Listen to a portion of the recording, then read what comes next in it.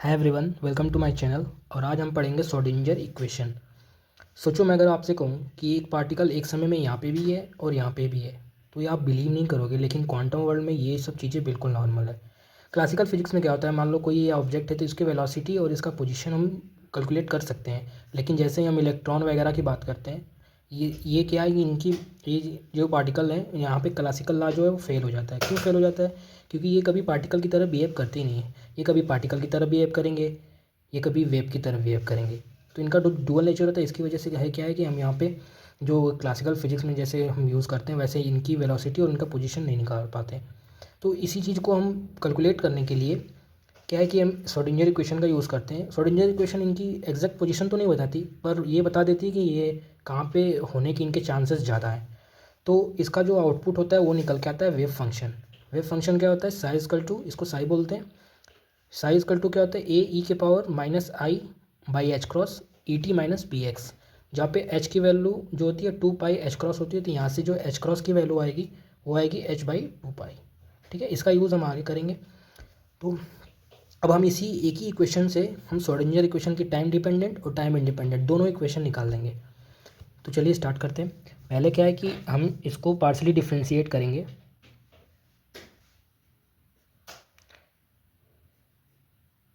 इसको partially differentiate करेंगे both side. किसके रिस्पेक्ट में? इसको हम पहले टी के रिस्पेक्ट में डिफ्रेंशिएट करेंगे पार्शली, ठीक है, दोनों साइड। तो जिससे क्या होगा, ये हो जाएगा del psi upon del T is equal to A E के power minus I by H cross E T minus P X, and then फिर पावर का होगा डिफ्रेंशिएशन, तो ये हो जाएगा minus I upon H cross ये ई। ठीक है, नेक्स्ट क्वेश्चन में क्या करेंगे, ये चीज़ें तो आपको ये दिख ही रही है, साई की वैल्यू है तो यहाँ पे हम साई अगले स्टेप में पुट कर देंगे। और एक होता है आई इंटू आई, जो होता है वो -1 होता है। ठीक है, इसको हम आगे भी नेक्स्ट स्टेप में यूज करेंगे। तो फिर ये हो जाएगा del psi upon del T is equal to, यहाँ पे मैंने साई पुट कर दिया, ये माइनस आई और ये ई यहाँ से और ये एच क्रॉस। हमने क्या किया, दोनों ऊपर नीचे दोनों में आई से मल्टीप्लाई कर दिया। ठीक है, तो अब ये वाला आई और ये वाला आई मिलके तो ये -1 बनाएंगे। ठीक है, तो ये हो जाएगा शाई, यहाँ पे del psi upon del T चलता रहेगा। ये हो जाएगा शाई, ये आई और ये माइनस पहले से ही यहाँ पे एक, और ये ई मान लो ऐसे ही है, ये साई और ये दोनों मिलके -1 बना रहे हैं। ठीक है, नीचे क्या हो जाएगा, आई एच क्रॉस। अब ये माइनस और ये माइनस प्लस हो जाएगा, तो यहाँ से del psi upon del T is equal to, ये हो जाएगा psi E upon I H cross. यहाँ से हम क्या करेंगे, ई की वैल्यू निकालेंगे। ई को ही बोलते हैं एनर्जी ऑपरेटर, और जिसका यूज़ हम श्रोडिंगर इक्वेशन को निकालने के लिए यूज़ करेंगे। ठीक है, यहाँ से क्या करेंगे, हम इसको इन दोनों को इधर भेज देंगे, जिससे ये हो जाएगा I H cross del psi upon del T is equal to psi E. यहाँ से ये कट जाएंगे, ई की वैल्यू जो एनर्जी ऑपरेटर की वैल्यू हो जाएगी I H cross del by del T. इसको हम इक्वेशन फर्स्ट मान लेंगे। ठीक है, ये आ गई हमारी एनर्जी ऑपरेटर की वैल्यू। अब हम क्या करेंगे, मोमेंटम ऑपरेटर निकालेंगे। मोमेंटम ऑपरेटर कैसे निकालेंगे, उसके लिए हम क्या करेंगे, जो ये इक्वेशन आई है, ये जो इक्वेशन है, इसको हम पार्शली डिफ्रेंशिएट करेंगे एक्स के रिस्पेक्ट में, ना कि इसमें हमने एनर्जी ऑपरेटर में टी के रिस्पेक्ट में किया था, इसके में एक्स के रिस्पेक्ट में करेंगे।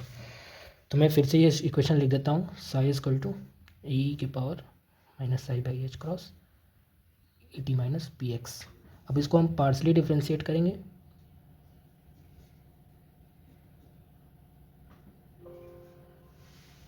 विथ रिस्पेक्ट टू एक्स के रिस्पेक्ट में करेंगे, तो ये क्या हो जाएगी, del psi upon del X is equal to, ये तो एज इट आ जाएगा,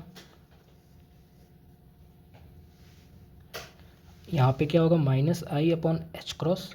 ये यहाँ से जब करेंगे तो ये तो कांस्टेंट हो जाएगी, इसके लिए ये माइनस पी यहाँ पे आ जाएगा। ठीक है, अब हम नेक्स्ट पेज पे चलते हैं, इसको करते हैं। नेक्स्ट पेज पे हम देखते हैं, ये वैल्यू हमारी जो नीचे आई थी वो थी ये। यहाँ पे क्या करेंगे, हम इसकी वैल्यू पुट कर देंगे। ये जो चीज़ है ना, ये फिर वैसे ही है, सेम जैसे हमने ऊपर किया था वैसे ही ये साई की वैल्यू है। यहाँ पे देख सकते हैं आप लोग, यहाँ पे साई की वैल्यू है। ठीक, तो ये हो जाएगी psi minus I minus P upon H cross. यहाँ पे देख सकते हैं आप लोग, ये माइनस माइनस प्लस हो जाएगा, तो नेक्स्ट स्टेप में हो जाएगा P psi upon H cross, ये आई भी है साथ में, ये हो जाएगा del psi upon del X. यहाँ से हम इसको इधर भेज देंगे, आई को इधर भेज देंगे, तो यहाँ से हम पी की वैल्यू आ जाएगी H cross upon I del Y del X. ये आगे मोमेंटम ऑपरेटर की वैल्यू, इसको बोलते हैं, पी को बोलते हैं मोमेंटम ऑपरेटर। अब हम अगले स्टेप पे चलते हैं। यहाँ पे हमें पता है कि टोटल एनर्जी जो होती है, टोटल एनर्जी वो होती है kinetic energy plus potential energy, ठीक है। E equal to kinetic energy का फॉर्मूला होता है half M V square plus V. यहाँ पे हम जब ये इस वाली काइनेटिक एनर्जी की एनर्जी को हम देखते हैं पहले, हाफ, इसको हमें पी के फॉर्म में चेंज करना है, मोमेंटम के फॉर्म में, तो ये होती है, इसमें क्या करेंगे हम ऊपर नीचे एम से मल्टीप्लाई कर देंगे, ठीक है। तो ये हो जाएगी हाफ 2m हो जाएगी, ये m और ये m दोनों एम वी, इनका होल स्क्वायर जगह एम एम स्क्वायर वे स्क्वायर, तो इसको हम लिख सकते हैं एम के एम वी का होल स्क्वायर। यहाँ से ये एम पी इक्वल टू क्या होता है, एम वी, मोमेंटम का फॉर्मूला होता है मास इंटू वेलोसिटी, तो ये हो जाएगी पी स्क्वायर अपॉन 2m, इसके फॉर्म में चेंज हो गई। अब इसको हम यहाँ पे पुट कर देंगे, ठीक है। तो ई की वैल्यू हो जाएगी P square upon 2m plus V, इसमें क्या करेंगे हम मल्टीप्लाई करेंगे, किससे, साइड से दोनों साइड कर देंगे मल्टीप्लाई,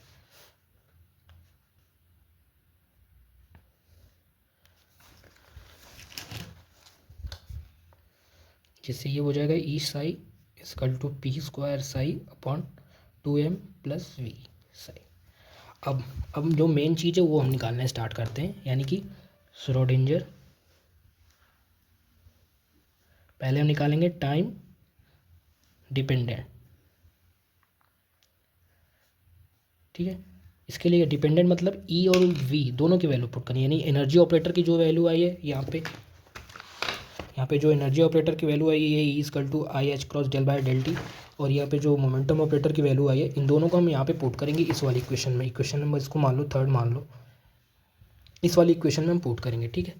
तो चलिए पुट करके देखते हैं, E psi equal to P square psi upon 2m plus we psi, ठीक है। इसमें पी के वैल्यू जगह पे हम पुट करेंगे H cross upon I del by del X, और ई की वैल्यू की जगह पे पुट करेंगे ये वाली value i H cross del by del t, ठीक है। मैं पुट करके दिखाता हूँ आपको।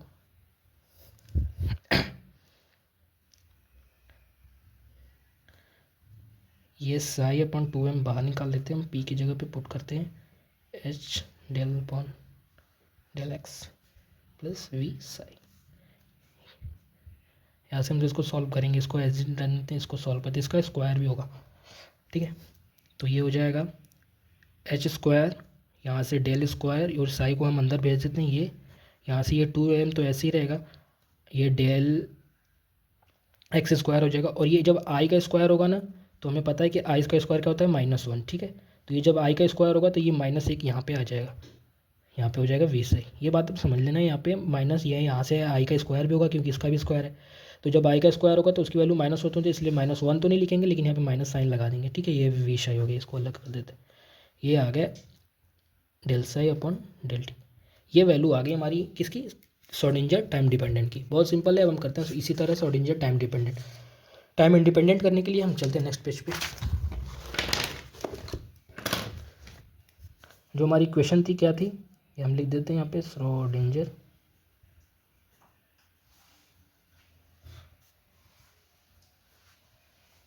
टाइम इंडिपेंडेंट हम करने जा रहे हैं, ठीक है। इसके लिए क्वेश्चन क्या थी, E psi equal to P square psi upon 2m plus we psi, यही थी। हम देख लेते हैं एक बार पीछे, मैच कर लेते हैं। यही क्वेश्चन थी, p square psi upon 2m v psi, ठीक है। इसमें क्या करते हैं, वी साई को पहले हम इधर भेज देते हैं, ठीक है। तो ये हो जाएगी ई साई माइनस वी साई, ये इसको वैसे ही रहने देते हैं, P square psi upon 2m। यहाँ से हमने साई कॉमन ले लिया, तो क्या बच गया, ई माइनस वी, ये हो गया P square psi upon 2m। इसमें क्या करते हैं, हम पुट कर देते हैं मोमेंटम ऑपरेटर की वैल्यू,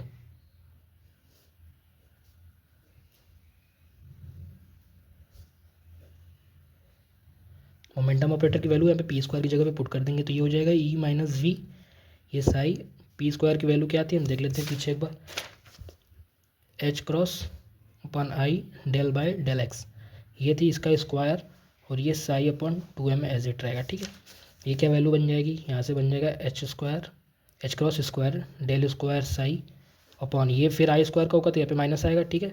ये क्या हो जाएगी, नीचे से करेंगे तो ये हो जाएगा 2m डेल एक्स स्क्वायर, और यहाँ पे चल रहा है E minus we psi as it चल रहा है, ठीक है। यहाँ से हम एच क्रॉस को नीचे भेजेंगे और यहाँ से 2m को ऊपर भेजेंगे, ठीक है। तो ये क्या बन जाएगा, यहाँ से 2m को ऊपर भेजा तो ये हो गया 2m E minus we Sai, और यहाँ से हमने एच क्रॉस को भेजा सिर्फ नीचे तो ये एच क्रॉस यहाँ पे नीचे आ गया, ये हो गया minus del square psi upon del x square.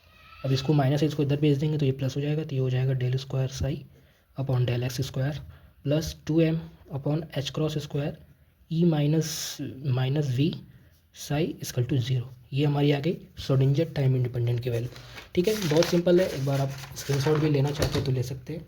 ये रहा पूरा, ऐसे ही आप एग्जाम में लिख के लाएंगे तो आपको फुल मार्क्स मिलेंगे। यहाँ पे हमें स्टार्टिंग में वेव फंक्शन को डिफाइन भी करना पड़ेगा कि जो एम्पलीट्यूड होता है मैटर वेव का उसी को वेव फंक्शन बोलते हैं, वो जिसकी वैल्यू ये होती है। हालांकि इसकी डेरिवेशन कभी पूछता नहीं एग्जाम में, आप डायरेक्ट लिख के यहाँ से पार्शियली डिफरेंशिएट करके एनर्जी ऑपरेटर निकालिए, फिर मोमेंटम ऑपरेटर की वैल्यू आप निकालिए यहाँ पे, फिर ये एनर्जी की वैल्यू निकाल के आपको पी इसके फॉर्म में ला के फिर श्रोडिंगर की टाइम इंडिपेंडेंट के लिए एनर्जी ऑपरेटर और जो मोमेंटम ऑपरेटर दोनों की वैल्यू रख दीजिए, वैल्यू आपको निकल के आ जाएगी, ठीक है। Okay, thank you.